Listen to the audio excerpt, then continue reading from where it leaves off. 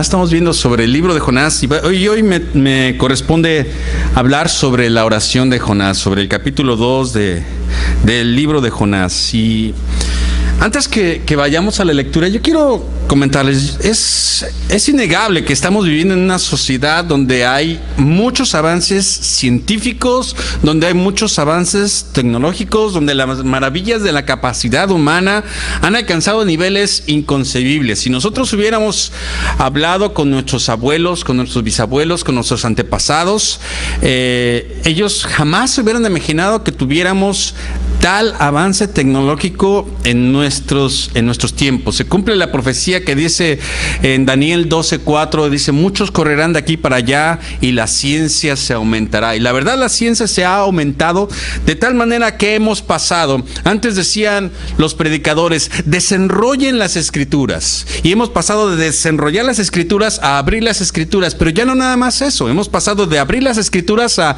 enciendan su e-Bible, por favor, porque ese es el avance tecnológico que hemos tenido. Pero a la par de ese avance tecnológico, a la par de ese avance científico, también hemos visto otra profecía que se ha cumplido. Dice en Mateo 24:12: y por haberse multiplicado la maldad, el amor de muchos se enfriará. Y es cierto. Hemos visto cómo el avance de la maldad, hemos visto cómo la delincuencia, hemos visto cómo la corrupción y hemos visto cómo las circunstancias adversas se han multiplicado en los últimos tiempos, en las últimas horas.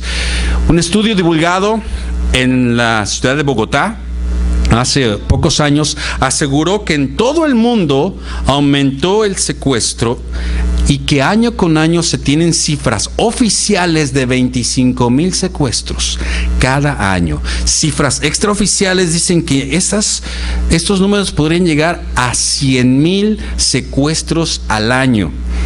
Y adivinen quién ocupa el primer lugar en secuestros. México, junto con Irak.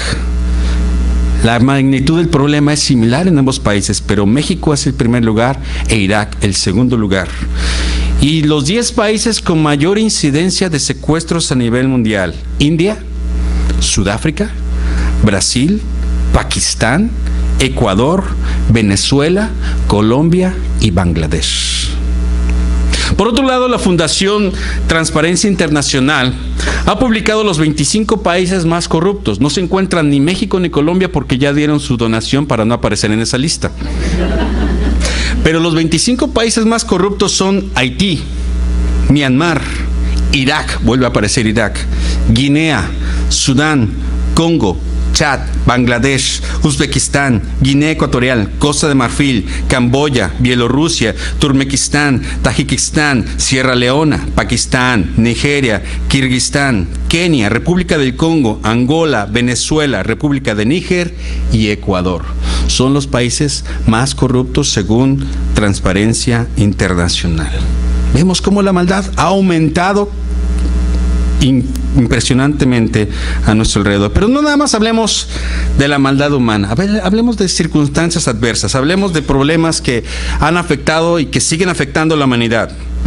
Hablando de epidemias y pandemias a nivel mundial, ¿sí? Hubo en la antigüedad epidemias muy graves como la fiebre bubónica, la peste negra o el cólera. Pero el SIDA es el que actualmente es el considerado la pandemia más grave y más grande del mundo, con un estimado actual de 35 millones de personas que padecen la enfermedad, ¿sí? Y afecta principalmente países del África ecuatorial. La influencia estacional, en la cual mueren entre 3 a 5 millones de personas al año. La hepatitis B y la hepatitis C, que ha infectado 300 millones de personas a nivel mundial. Y la gripe aviar, que surgió en el 2004 y que China fue el país más afectado. Y esta cepa duró 2 años. Ahora vamos a ver otro asunto. Los desastres naturales. Los peores desastres naturales de los últimos 100 años. Inundaciones en China en 1931, que se estima un saldo de 3.7 millones de vidas perdidas en una inundación en China. Un ciclón en Pakistán en 1970 con un saldo de aproximadamente 300,000 personas. Un terremoto en China también en 1976, que el saldo oficial fue de 255,000 muertos, pero algunos dicen que fue 655,000 muertos. Un tifón también en China en 1975 que provocó el rompimiento de una presa y mató 229,000 personas. El famoso terremoto y tsunami del 2004, que provocó muerte a lo largo y lo ancho del Océano Índico y que según cifras oficiales fueron arriba del 250,000 de muertos. Un terremoto en China en 1920 donde se perdieron 200,000 vidas. Un terremoto en Japón en la zona de Tokio y Yokohama que ascendió a 142,000 muertos. Un ciclón en Bangladesh en el 71 que mató 1,000 personas y $500 millones en pérdidas.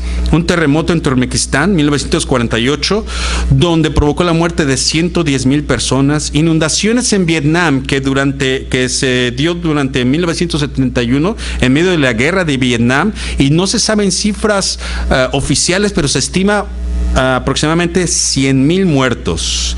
El terremoto y el tsunami en Japón en el 2011, que fue uno de los peores terremotos que han tenido lugar desde 1909 y que solamente mató 5,000 personas, pero los daños son incalculables, los daños económicos son incalculables. Y el terremoto en Haití, que no se ha podido ubicar bien la cantidad de muertos, algunos dicen que fueron 92,000 muertos y otros más de 300,000 muertos, y la lista puede seguir y seguir y seguir, y sin duda nuestros corazones se entristecen, se llenan de compasión por todos aquellos que han sufrido.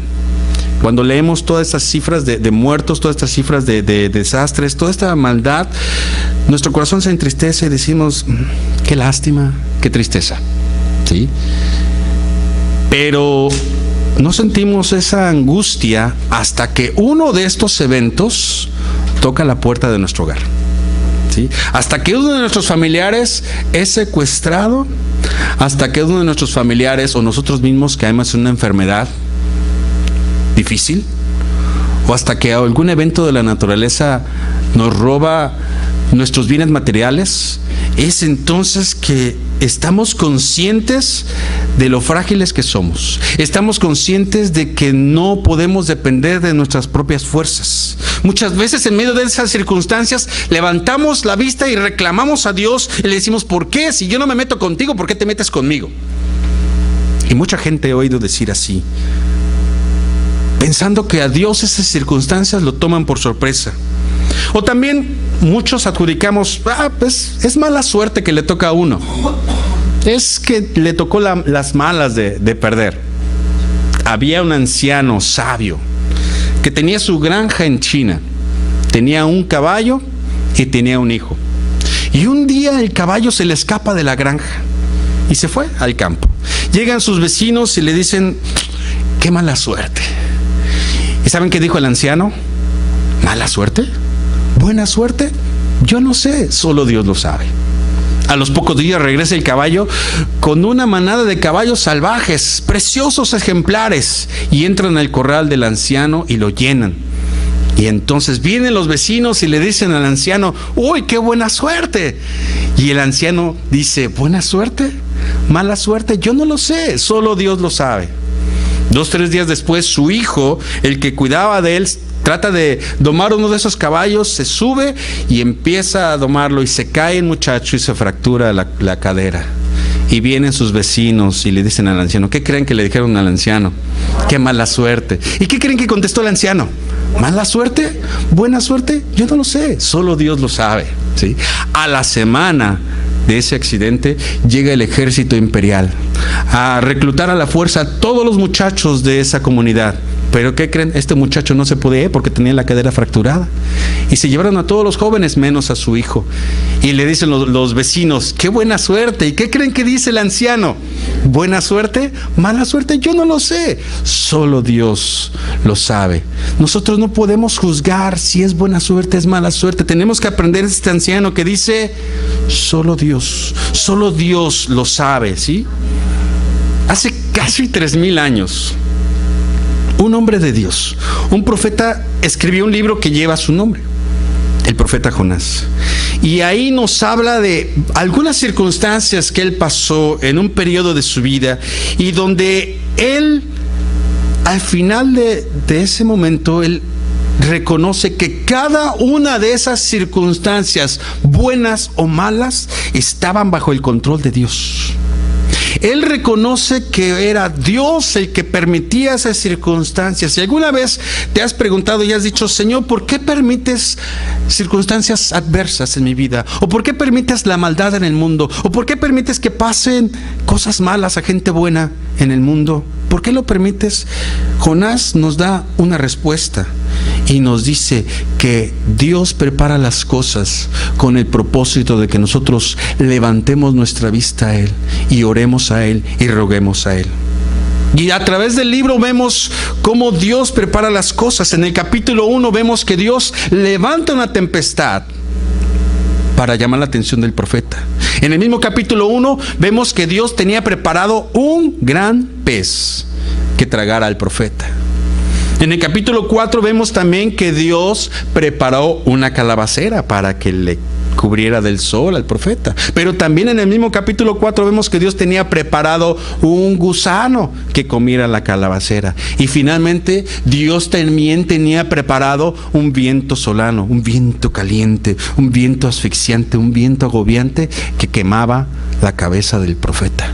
Dios había preparado cuidadosamente cada una de esas circunstancias que ocurrieron en la vida del profeta para que él pudiera entender, en primera, que Dios tiene el control sobre cada una de las circunstancias de nuestra vida, y en segunda, para que entendiéramos que nosotros no tenemos el control. Tenemos que reconocer que Él es soberano y que a Él es el único que debemos de orar. Él es el único que puede librarnos de nuestras angustias. Él es el único que puede sacarnos de la tumba. Él había aprendido, como decía el Salmo 103. ¿Cómo dice el Salmo 103? Bendice, alma mía, Jehová, y bendiga todo mi ser su santo nombre. Bendice, alma mía, Jehová, y no olvides ninguno de sus beneficios. ¿Por qué? Porque Él es quien perdona todas tus iniquidades. Él es quien sana todas tus dolencias. Él es el que rescata del hoyo tu vida. Él es el que te corona de favores y misericordias. Él es el que sacia de bien tu boca, de modo que te rejuvenezcas como el águila. Él lo sabía perfectamente y cada uno de nosotros lo sabemos así, y tenemos que reconocer que solamente Él es el único que puede ayudarnos. Él es el único que puede rescatarnos. Amén. El capítulo 2 de Jonás nos muestra la oración que el profeta elevó a Dios estando en su situación más adversa, en su peor circunstancia. 3 cosas vamos a analizar de esta oración, solamente 3, ¿sí? ¿Dónde oró Jonás? Hay lugares muy propicios para orar. Hay lugares muy adecuados para entablar una comunicación con Dios. ¿Qué les parece caminando a la orilla de un mar tranquilo viendo el amanecer? Qué hermoso es orar a la orilla del mar viendo el amanecer.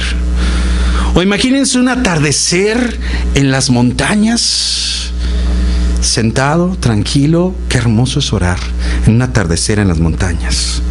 O disfrutando una noche estrellada con el calorcito de una fogata. Qué rico es orar en ese momento. Sentado en tu alcoba viendo cómo cae la lluvia a lo lejos.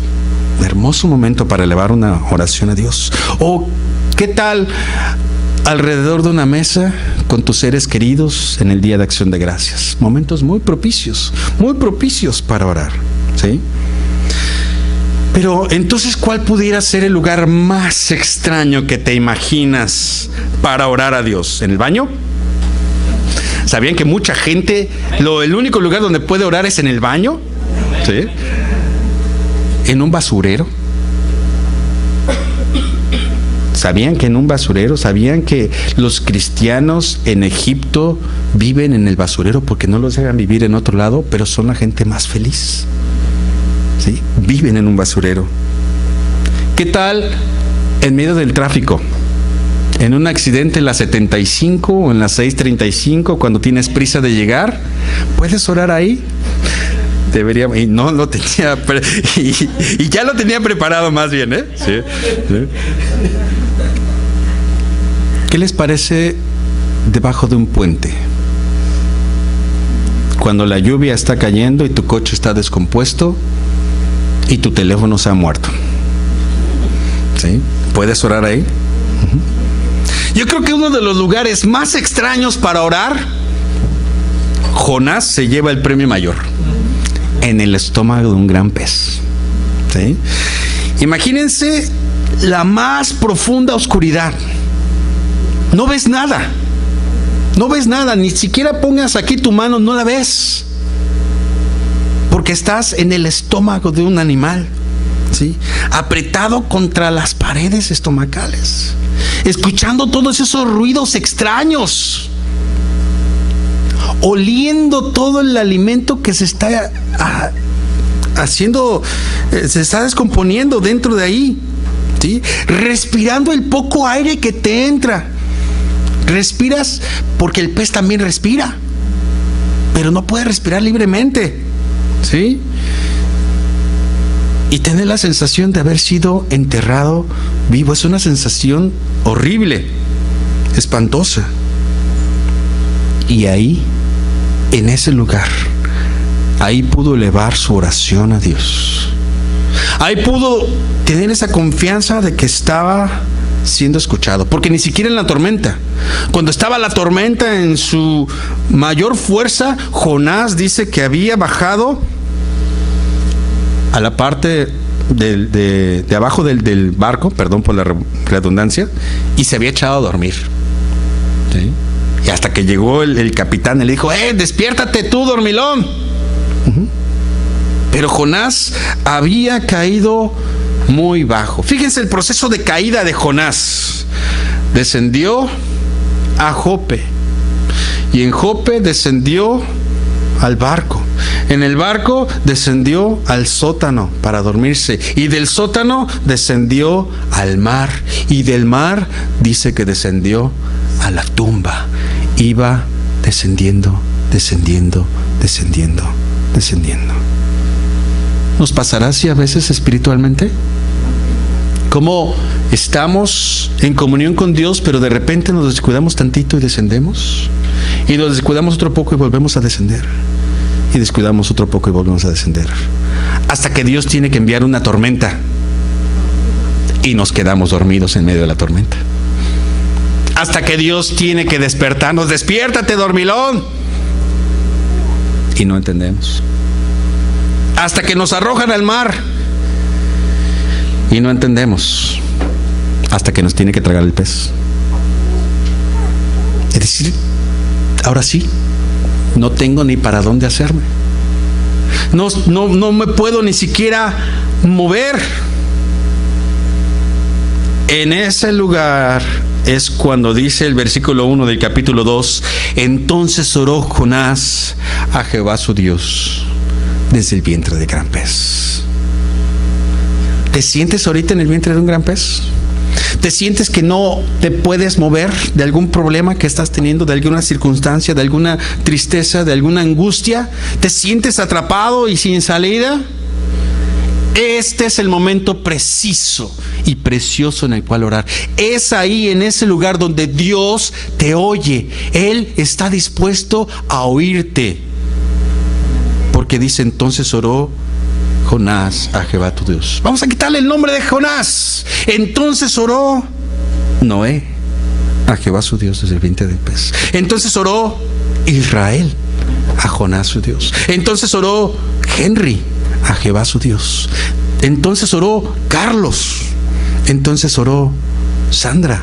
Entonces oró Leti. Entonces oró. Ponle tu nombre. Donde quiera que estés, ahí te está oyendo el Señor. Número 2. Ya vimos dónde oró Jonás. Ahora, ¿por qué oró Jonás? Versículo 2, capítulo 2. Dice: invoqué en mi angustia a Jehová. Dios había generado las circunstancias de la vida del profeta para que invocara el nombre de Dios. Y Dios genera las circunstancias en tu vida para que invoques el nombre de Dios. Si te has quedado sin trabajo, invoca el nombre de Dios. Dios lo ha permitido para que invoques el nombre de Dios. Si te has quedado sin casa, invoca el nombre de Dios, porque Él ha generado las circunstancias para que tú lo invoques. Dios quería que el profeta orara a Dios en todo tiempo. Pero el profeta no oraba, así que Dios lo tuvo que orillar y lo tuvo que orillar para que al menos orara cuando estuviera en angustia. Dios no solo quiere que oremos a Él cuando estamos en angustia, pero cuando estamos en angustia quiere que oremos a Él.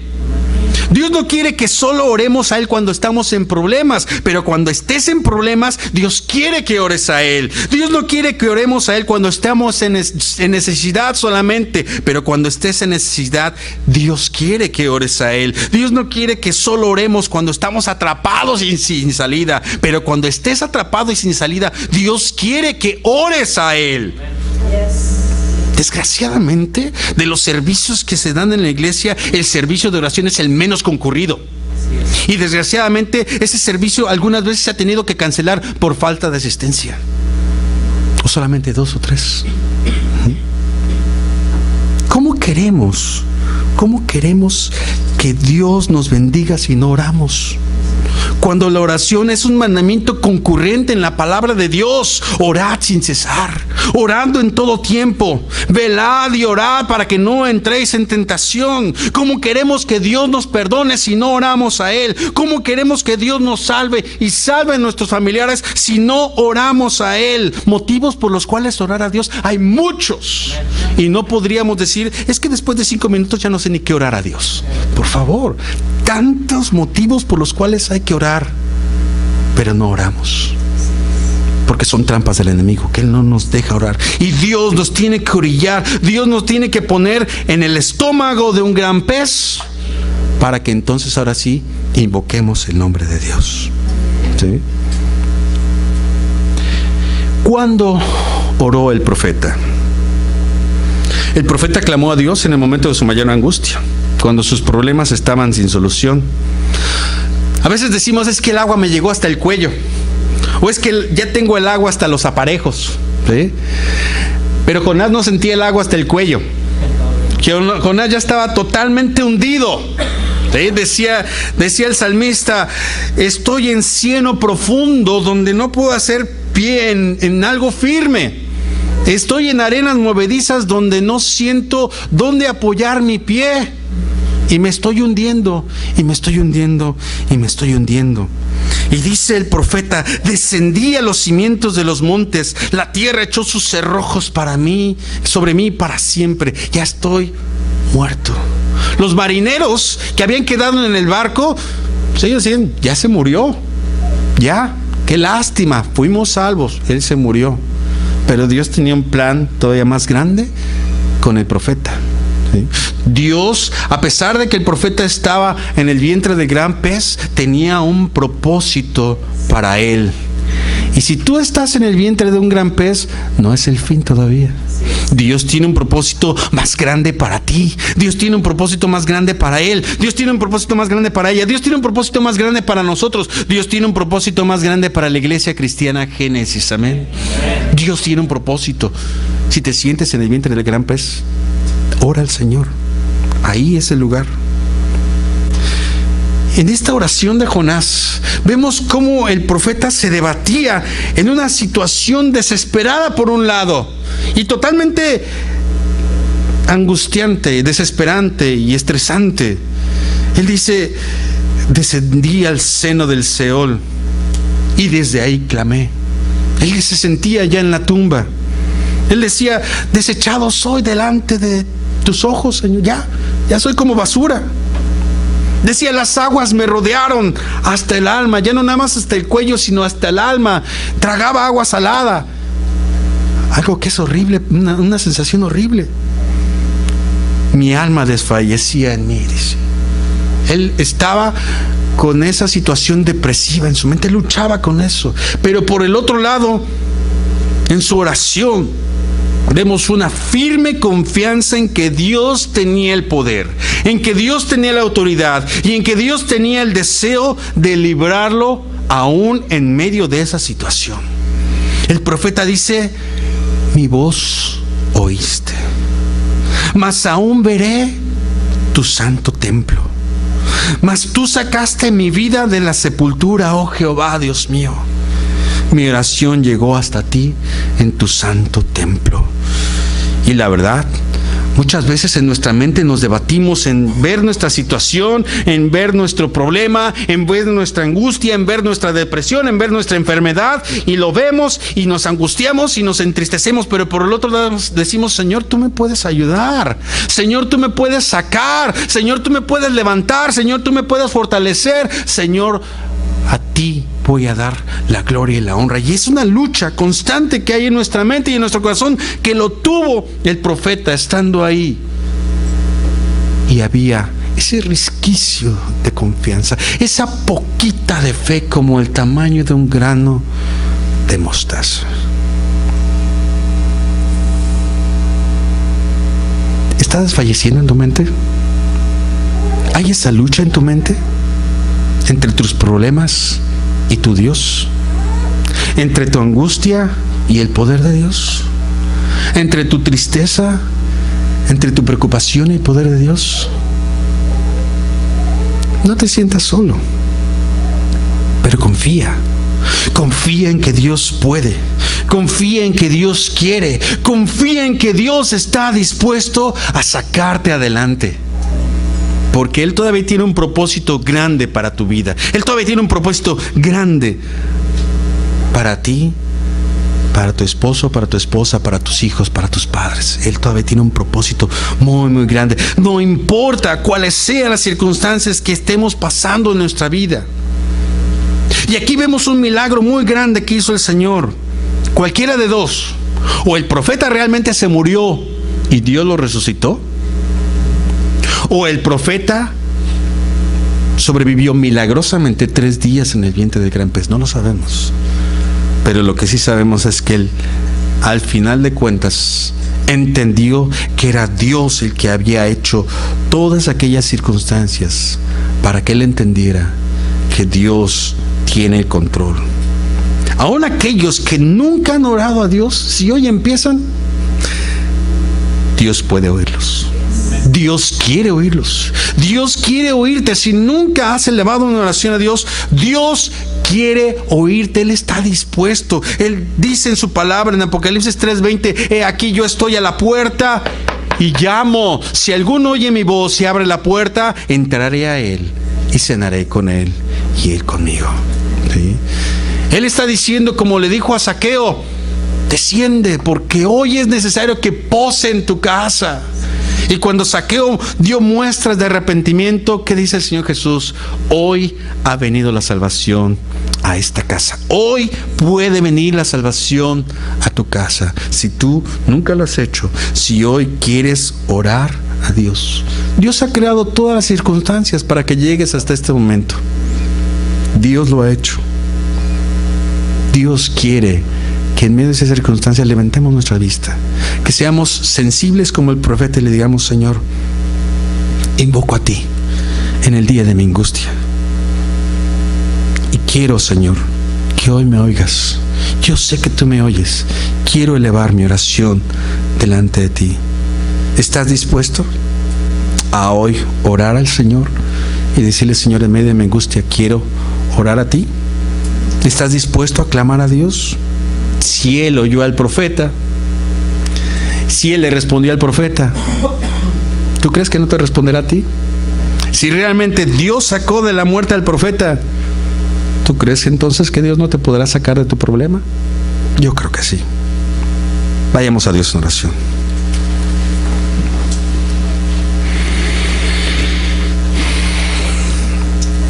Te damos gracias, Padre, porque tú oyes la oración, porque tú estás dispuesto a escucharnos y porque entendemos, Señor, que tú eres el único que has movido las circunstancias de nuestra vida para que entendamos que debemos de orar a ti, Señor. Perdónanos si muchas veces hemos dejado de orar a ti, Señor. Perdónanos, Padre, si solamente es en angustia cuando hemos orado a ti. Perdónanos si solamente es en los problemas cuando hemos orado a ti, Señor. Pero gracias porque aún tú usas esas circunstancias para orillarnos a orar a ti. Y en esta hora, Padre, yo te ruego que tú escuches la oración de tus hijos que claman a ti. Y si hay alguien hoy que quisiera hacer por primera vez una oración a Dios y que quisiera recibir al Señor en su corazón como Rey y Señor, hoy es el momento. Hoy Dios está dispuesto a escuchar tu oración y a decirte: estoy aquí para salvarte. Hoy ha venido la salvación a tu casa. Si tú hoy quieres hacer ese cambio en tu vida, si tú hoy quieres salir del vientre del gran pez, o si quizás no estás en el vientre de un gran pez, pero hoy quieres orar al Señor, hoy es el día que tú lo puedes hacer. Y yo te voy a pedir simplemente que me lo indiques levantando tu mano y decirle: Señor, hoy quiero que tú vengas a mi vida y me salves. ¿Habrá alguien en este momento que quiera decir: Señor, hoy por primera vez quiero invocar tu nombre estando en angustia y quiero orar a ti y quiero empezar una vida de oración? ¿Habrá alguien en este momento, en este lugar, que lo quiera hacer? Gracias, he visto tu mano. ¿Alguien más? ¿Alguien más que quiera hoy reconocer al Señor como su única salvación? Gracias por esa mano y vamos a orar en este momento. Señor, gracias porque tú eres misericordioso y porque aún hoy tú extiendes tu invitación a cada una de las personas. Y si, Señor, en un futuro alguien ve este mensaje y quiere en ese momento entregar su vida a ti, Señor, toca su corazón, toca su mente y sálvalo en este momento. Gracias te damos, Señor, porque tu palabra es fiel y verdadera. Y gracias, Padre, porque tú estás dispuesto a escucharnos, Señor. Toca los corazones de tus siervos, toca los corazones de tus hijos y ayúdanos a orar a ti, Señor. Gracias en el nombre de nuestro Señor Jesucristo. Amén. Gracias, hermanos, que el Señor los bendiga. Estamos despedidos.